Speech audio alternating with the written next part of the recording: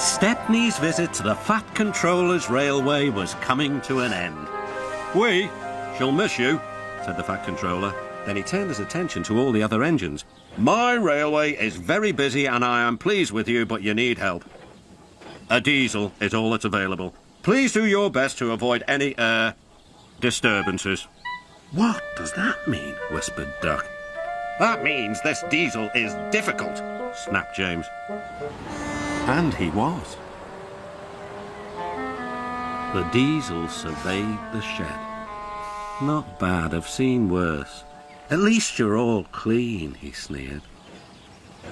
The engines glared.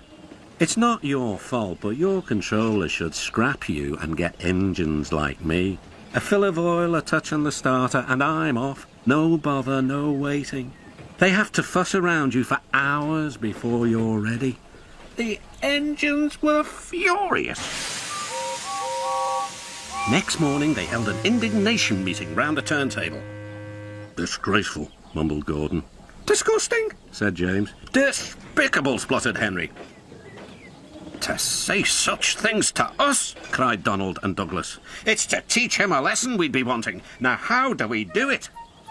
The chance came sooner than expected. The diesel was purring comfortably.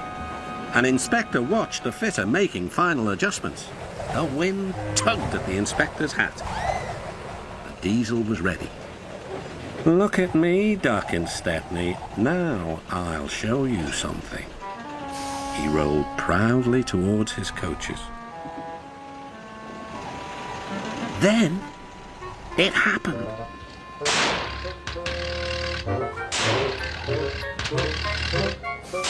Shaking and spluttering, the diesel stopped. Meanwhile, the inspector was looking for his hat. The diesel seethed with fury as Duck and Stepney pushed him back to the shed. "My hat!" exclaimed the inspector. "You've sucked it through your air intake." "Bother your hat," said the Fat Controller. "The heavy train's due out. You'll have to take it, Duck. Stepney, will you help, please?" "Thank you, sir," cried Stepney. "I'd like a good long run on my last day." The engines were soon ready. "Gordon will take over from halfway, so get the train there. Good luck." "Don't worry," smiled Stepney. "We'll get there and be early too." The cavalcade moved carefully over the rails and out to the open line. "Now for a sprint," puffed Stepney. "I'm ready when you are," replied Duck. Soon they were whizzing through Edward Station.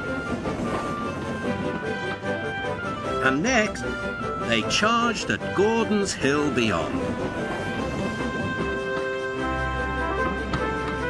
They felt the drag of the heavy coaches here. It was hard work.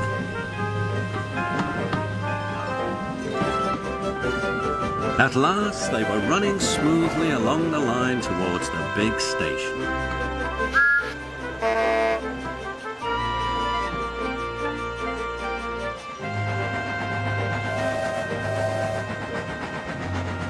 "Hello," said Gordon. "You're early. That's one in the headlamp for old Diesel."